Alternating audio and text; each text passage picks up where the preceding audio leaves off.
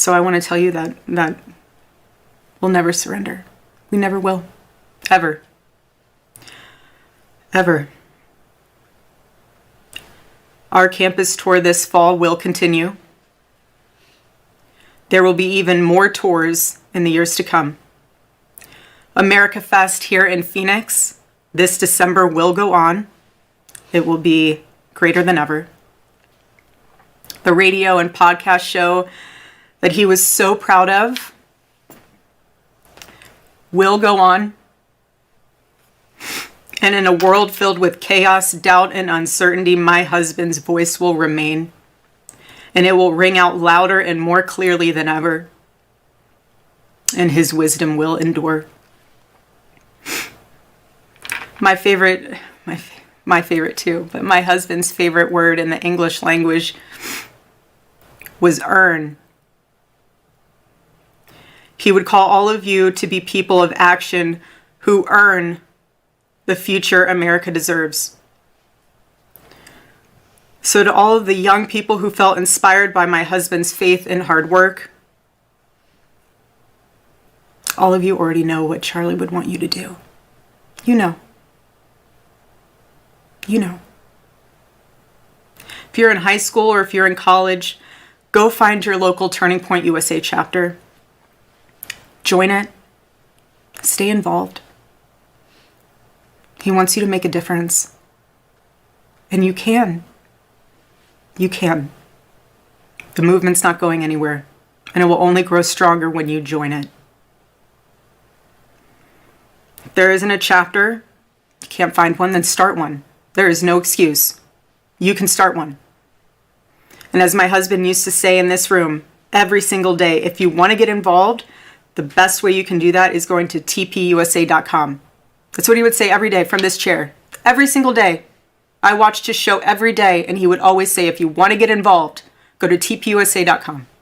So Erika Kirk is Charlie Kirk's widow. I still have to get used to saying that because that was quite the shocking event a few days ago. But she's been catching some heat for two, I'd say separate but still tied together incidents. One is that a few days after the killing, she did this little, about 15, 16-minute segment where she talked about the support she had been receiving and also mentioned that the viewer, or I guess as she said, whoever the you she was talking about, have no idea what you have unleashed. And then she encouraged people to join their local Turning Point chapters. And I'm not in the business of criticizing people who are grieving, but I would think if I'm going to be speaking about the loss of my romantic partner, I would, mainly talk about things I will miss about them.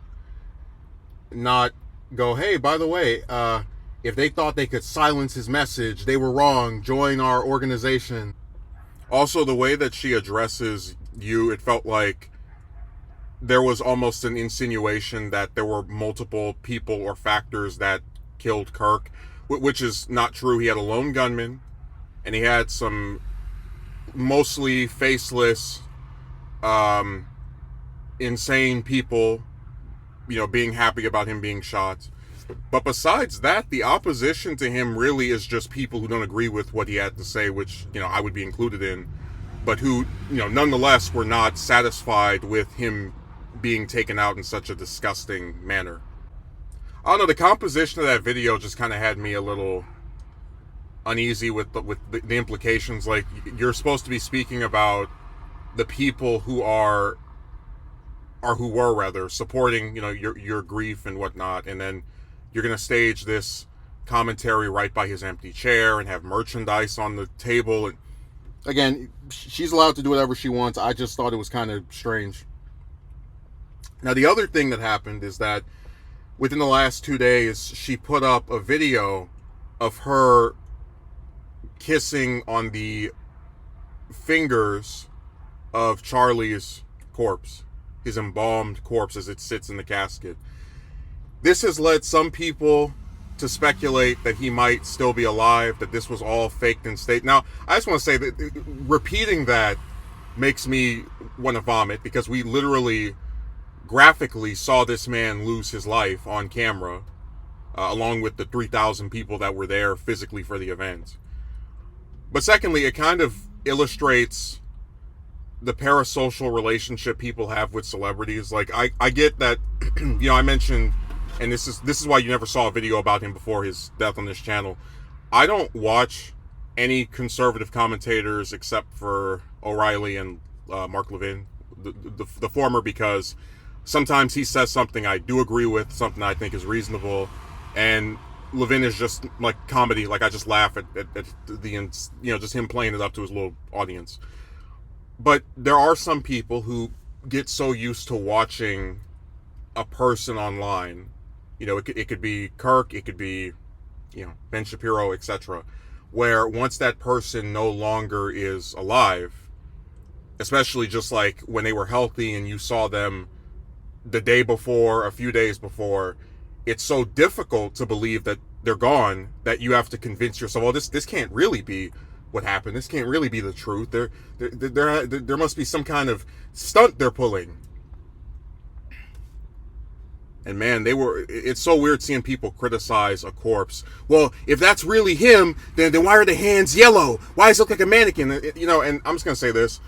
I went to 5 funerals in the span of 7 years, 3 of which were open casket. And what tends to happen after the embalming process is that a body does not look the same as it did when it was alive, right? They clean it up, they make it presentable, but it's just not going to appear the same. I think for very obvious reasons. If the person's deceased, their organs are not pumping it, they're basically a shell of themselves. I hate saying that, but that is what the end result ends up being.